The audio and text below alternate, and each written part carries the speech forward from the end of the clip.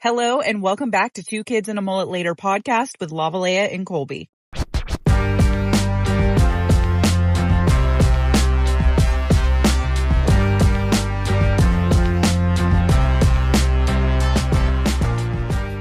Hey guys, and welcome back to another episode. Today we're going to be talking about should love be boring? I feel like when you watch movies about love, it's always this like super dramatic, cinematic, like super explosive thing. That's not really how love is supposed to be. It is for entertainment purposes. Right. But I feel like people kind of forget that, and they think that their relationship should model those type of relationships, like the relationships in movies, on social media, especially with like all of the reality shows that come out nowadays that are surrounded around like relationships and love and all of that. You watch these shows like Love at First Sight or Love Island and things like that, and it's like every relationship that you see, there's some type of like explosive moment. And like you were saying, like it's for entertainment purposes, so of course they're going to include that in there. But I feel like a lot of people see that and they're like, well, my relationship doesn't have those explosive moments, so does that mean that my relationship is boring? Like, is something wrong? The only reality TV I watch is Cops. Did you touch my drum set? Being shown those type of relationships and that type of love all the time in your face starts to make people equate instability with excitement. So they think that all of those ups and downs and the crazy, explosive, whatever here and there, like, oh, that's exciting though. And then it's like the people who do have relationships like that it's constantly a roller coaster of emotions. It's like, you start to get addicted to that dopamine hit of, you know, the fighting, the arguing, the making up. Yeah, but bro, that's like little petty high school shit. We're all fucking grown now. Ain't no reason to be having to deal with that bullshit. Like, why you want to waste so much of your time and energy into some negative shit? If you're not fucking happy and somebody ain't treating you right, move the fuck on. But people get addicted to it. It's kind of like the same as people who get addicted to tattoos or get addicted to skydiving or, you know, things like that. It's like, it's that rush. But the thing is, people can't decipher the difference between that negative rush and the positive rush. So it's like people start to search for that rush no matter whether it's negative or positive. But the thing is, keeping your body in that cycle of the rush, the down, the rush, the down, that is not healthy for you. It's not, you might be able to handle it now, but in the long term, it is going to affect you physically, it's going to affect you mentally, and it'll take you a lot longer to heal from that. Some people that like that type of stuff, like you just said, they consider a healthy relationship boring because there's not all the drama included into it. That's not boring. That's a healthy fucking relationship. If you like all the drama and shit, y'all really don't love each other. You just fucking somehow convinced yourself that, oh, I do love this motherfucker, even though we be doing this and that to each other and we can't stand to be around each other. But I love him. No, you don't. And a lot of the time, it comes from that is how they grew up. You know, that's what they're used to. Or maybe even those are all the past previous relationships that they've had were like that. So it becomes this pattern. All of my exes have been like that. So this is what it's supposed to feel like. But no, it's not supposed to feel like that. And at some point you have to pull yourself out of the hamster wheel, because that hamster wheel has fucking spikes pointing inwards and you're just running over the spikes over and over and over and over again. You have to learn to stop being addicted to the toxic circus. Love should feel safe, consistent, steady, joyful. Finding genuine joy out of everyday life with your partner, like that is fucking love. Always happy to see them at the end of the day. in the morning. It doesn't matter. Just For 3 years, I worked in the nightlife, and I thought that that was where I was going to find the most excitement and the most fun. And I did enjoy it at first until it was, I enjoyed it until I didn't. And I mean that with a whole heart. It got to the point where it was affecting me mentally, affecting me physically.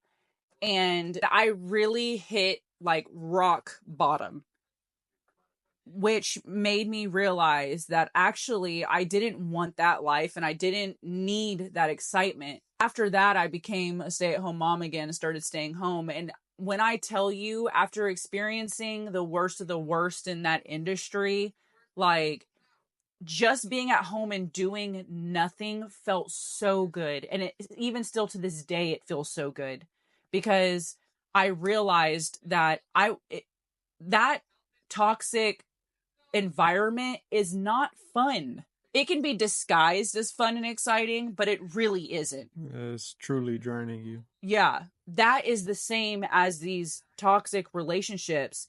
It might seem exciting at first, but once it starts really affecting you, it becomes unfun really fast. When you're so used to relationships like that, and then you end up finding somebody that actually is good for you and is healthy and could be such an amazing partner, you almost give up on them. You start to self-sabotage yourself because you convince yourself that they're boring. Mm-hmm. And then you end up losing out on something that could have been amazing, but you're still searching for that excitement, which is really not excitement. It's toxicity. Like the people that get addicted to the adrenaline rush of chaos, it's unhealthy as fuck. And I mean, if you do just want some fucking adrenaline, go bungee jumping, motherfucker. Go do something else. It's not healthy to constantly try to find fucking problems to fucking fight over.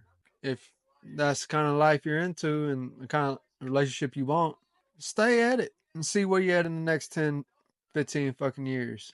Because everybody in them type of relationships end up alone. And like for the people that think a normal, healthy relationship is boring, I mean, honestly, what's boring about it? Well, it's boring to go to sleep in the same bed every night with the same person? Is it boring to find genuine love and fucking joy within one other person? At some point, you realize that love being boring is a positive thing. It is not a negative thing. And a lot of the times it takes somebody hitting that rock bottom before they get there. I hope that that's not the case for anybody who's listening and might resonate with this. But there is so much peace in knowing that you don't have to constantly be checking over your shoulder or sleeping with one eye open because you can't trust your partner whatsoever. They're not coming home to you at night. They're staying out to all hours of the night. You have no idea where they're at. They're turning their phone off. Like all the toxic things that come along with like the ups and downs drama. It's so nice to be able to save that energy and put it towards things that actually serve you instead of losing it out on something that is not for you. It's gotten to the point where like just going to the grocery store with Colby is like the funnest thing.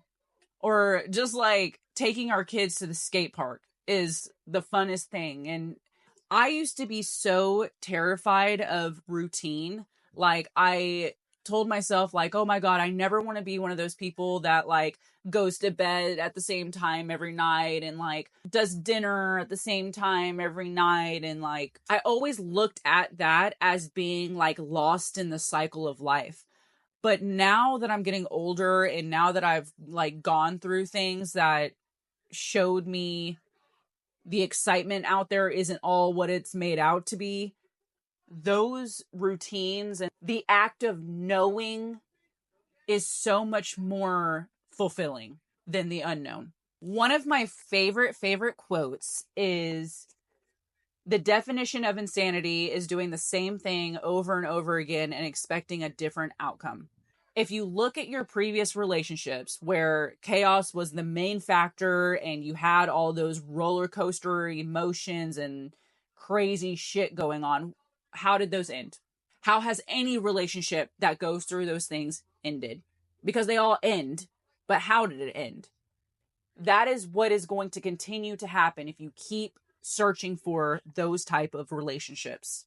That and just, and for the people that are still in those relationships, like, they're not going to change. You keep catching your spouse doing this and that. If they were going to change, they would have been done, did it. So you're going through the same process over and over and over again. And it's going to continue to happen because they already know I could do whatever. They're still going to be there. Why do you want to hurt yourself trying to fix somebody that don't want to be fucking helped? There are some people, and I'm not going to say that it's a mistake, because anything that you have a choice to do in life was a choice. But there are some people who make bad choices and then they learn from that mess up and they decide that they never want to do that again because they actually do respect and love their partner. I can respect that, but I can't respect the people who pretend like they're going to change and then never do. And then they continue to do the same thing over and over and over again. If you are with somebody like that, it's time to get the fuck gone. Stop letting that person convince you that they are going to do something that they are never going to do. And in the process are going to tear you the hell down, totally destroy your self-confidence, and everything else that comes along with that. It's a long list and none of it is good. I feel like one of the most common signs that you're addicted to those toxic dynamics is when you're making up arguments, like you're creating arguments out of nothing just to get that adrenaline rush. And also, another sign you're addicted to it is you've been in previous relationships that's full of the toxic fucking arguing and all this shit. And you say you want better, but yet every relationship you get in is the same shit. Or you keep going back to that same person Yeah. who did all of that toxic behavior. It blows up and gets crazy. And then you're like, I'm never going to do that again. I'm never going to put myself through that. And they give you one little crumb of niceness and you're just like running back. But again, it always ends the same way. Just because they change for a week, a month, if they keep reverting back to the old ways, I mean, it's never going to fucking change. And you need to keep that in mind. I mean, once you cut somebody off and say they do act like they're changing, sure, give it another chance. But the first sign that anything shows that they're going back to how they were before, you need to be done completely, 100%. Go ahead, move on with your life, look for new things in life, because apparently it ain't going to work. You have to learn to respect yourself enough to not allow that type of behavior. You have to love yourself before you can love somebody else. And a lot of people who are toxic people will feed off of that. They know that you have that self-doubt. Yeah, they know that you're vulnerable. So they'll feed off of that and continue to hurt you over and over and over again. People like that are like energy vampires, bro. They feed off of draining your fucking energy from you. That's what, like, they get a fix out of it, so they continuously do it over and over and over again. And if you're constantly going back hoping that things will change, I mean, you're screwing yourself over, honestly, because all you're doing is feeding into them and what they want. They're using you and you just don't know it. Or you do know it, but you're just too naive to accept it. And the best thing you can do is learn from past mistakes or learn from past cycles. Remember the signs, like the first signs that you saw when somebody was getting you back into those toxic cycles, and set those boundaries with yourself. So any future relationships that you're in, if you start to see those signs, you need to be strong enough to be like, oh, nope, I've played these games before. And not continue down that path again. That's like how peaceful relationships could always feel not normal and out of touch for the people who are used to the chaos and all the fighting. It's honestly, it's like a dog that came from an abusive home. They're not gonna be used to love and affection, so it might take a little bit of work to show them that this is really what's best. But then again, sometimes you might work on something and they just don't change. That's like you got an aggressive dog or some shit and it never fucking changes. It's time to get rid of that damn dog, bro. So if you feel like that with your partner, like if they're so used to one thing and then you're trying to help them and show them true love and all this other shit, after a while, if it doesn't seem like it's working, I mean, it's time to cut ties and move on with your life. Because you can lead a horse to water, but you can't make that motherfucker drink, boy. Because yes, when you love somebody, you do want to help them. But it comes to a point where you can't help somebody so much to the point where now you're the one needing help. If that's the case, then maybe you're not the right person to help them. Yeah, it might feel awkward at first, like, because that's something that you're not used to. But once it gets to the point where you can kind of let that guard down and you can truly just like dive head first into that relationship and love, it is so nice. I'm telling y'all, believe me when I say it. Because if you think about it, that adrenaline rush that you're getting from the toxic cycles can be like a drug. Your mind can tell you that you need it, that you want it, but it's not good for you. Your mind is convincing you that that is what you need, but you do not need that. It's actually the furthest thing from what you need. People are scared to try new things, and that's what ends up hurting them. You want to stick with what you know, and what you know is fucking chaos, and it's not helping you at all. I heard something today where they said, how do I know if I'm making the right or wrong decision? And they said, if it feels hard, it's usually the right decision. People that are in those toxic relationships and keep going back, when you talk to them and you're like, why don't you just leave? Like, why don't you just stop it and get away from that person? It's always, well, it's so hard because I love them. And it's so hard because we've already done all of this together and we've been together for this long. Yeah, it feels hard, but that doesn't mean that it's the wrong decision for you. Why do you want to constantly be with somebody who you're always having to second guess their actions and second guess who they're talking to in their phone and all that? Why would you rather have that versus somebody that you can trust 150%, where you can go pick up their phone fucking freely and they're no tripping out about why you have their phone, why this and that? Like, when they say they're going somewhere, I mean, you genuinely know and believe that they're going there to do this and that and no other bullshit around it.